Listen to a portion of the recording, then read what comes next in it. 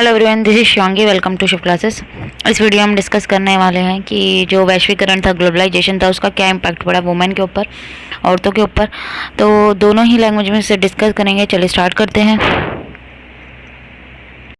अगर हम बात करें ग्लोबलाइजेशन की, तो ग्लोबलाइजेशन जब आया, ग्लोबलाइजेशन क्या है, वैश्वीकरण क्या है, पहले तो हमें ये पता होना चाहिए। जब हम अपनी देश की अर्थव्यवस्था को विश्व की अर्थव्यवस्था, मतलब कि विश्व के और देशों से जब जोड़ते हैं, तो जुड़ते कैसे, जब आयात निर्यात जो होता है एक देश से दूसरे देश में, अब वो चाहे सर्विसेज का हो रहा हो या गुड्स का हो रहा हो, FDI हो रही हो कि भाई फॉरेन डायरेक्ट इन्वेस्टमेंट हो रही है, हम दूसरे देश में कर रहे हैं, दूसरा देश हमारे देश में कर रहा है, तो इसी से ये सब किसके अंदर आते हैं, ग्लोबलाइजेशन।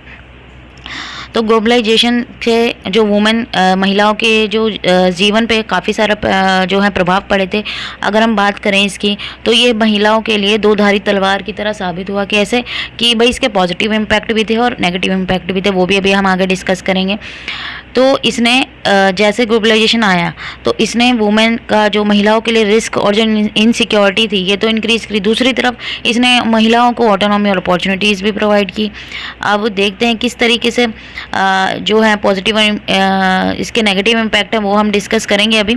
अगर हम देखें कि सदियों से जो है जो महिलाएं हैं उन्होंने काफ़ी सारी जो है प्रॉब्लम फेस की हैं। भाई उन्होंने क्या है, पितृसत्ता, कि भाई जो मतलब हमेशा किसके हाथों में रहा है सब चीज़। अगर वो पिता के घर में है तो जो मेन हेड रहेगा वो पिता रहेगा। अगर उसकी शादी हो गई है तो सब चीज़ किसकी फॉलो होगी, जो उसका हस्बैंड है उसके द्वारा। या हम सामाजिक दबाव जो है, महिलाओं को हमेशा क्या रखा गया है, पीछे रखा गया, उनके साथ भेदभाव हुआ है, उनके साथ बहुत सारी जो है सोशल रिस्ट्रिक्शंस रही हैं, उनको रिसोर्सेज जो है इनएडुकेट मिले हैं। भाई अगर हम एजुकेशन की ही बात करें तो लड़कों को पहले प्रेफरेंस दी जाती, आज के टाइम में तो नहीं है, लेकिन पहले क्या था, महिलाओं को क्या रखा जाता था, सिर्फ घर के कामकाज के लिए, ठीक है, और लड़कों को स्कूल भेजा जाता था। अब हम बात करें, उनको फैसिलिटीज़ कम मिली है उनके लिए एडवांसमेंट के लिए, कि भाई वो आगे बढ़ें, उनको क्या करा गया, एक्सक्लूड किया गया चीज़ों से। तो अगर हम देखें कि ग्लोबलाइजेशन आने से उनके लिए न्यू सर्कमस्टांसेस जो हैं क्रिएट हुए हैं कंट्री के अंदर। भाई उसने जो ग्लोबलाइजेशन के आने से जो उनकी लाइफ है उसके जो सारे एस्पेक्ट हैं वो सारे यहाँ पे कवर हुए हैं। तो पॉजिटिव इम्पैक्ट देखें, पहले अगर हम देखें ग्लोबलाइजेशन से पहले की जो ट्रेडिशनल रोल था वुमेन का, क्या था कि होम मेकिंग का, फार्मिंग, भाई भेड़ बकरियों को, ये सब चीज़ को संभालना, एनिमल हस्बेंड्री हो गया, हैंडीक्राफ्ट्स, हैंडलूम, ये सब चीज़ थे, ठीक है।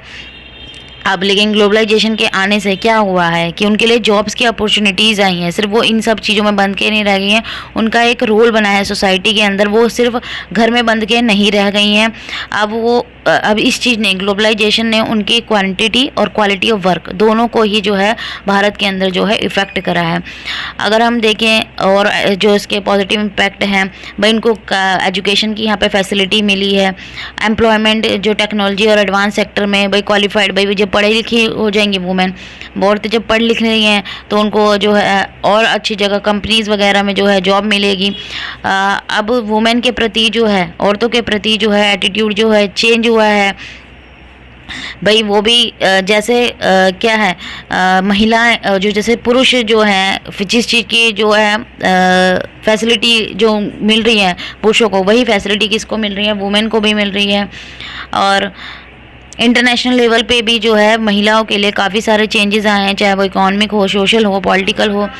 अब जेंडर इक्वालिटी में रिडक्शन हुआ है ग्लोबलाइजेशन के आने से वजह कि भाई महिलाओं को भी वही उतने ही अवसर मिल रहे हैं जितने पुरुषों को मिल रहे हैं। फैमिली में भी जो वुमेन का रोल है वो चेंज हुआ है, उनको गुड एजुकेशन दी जा रही है, फैमिली प्लानिंग के बेनिफिट्स हैं, health care, child good job opportunity, सब चीज़ जो है महिलाओं के अंदर। इससे क्या बना है, उनको कॉन्फिडेंस जो है उनके अंदर क्रिएट हुआ है, पॉजिटिव अप्रोच आई है किसकी वजह से, कि भाई ग्लोबलाइजेशन आने की वजह से। अब हम इसके नेगेटिव इम्पैक्ट देखें तो number of low paid, part time और एक्सप्लॉइटिव जॉब फॉर वुमेन,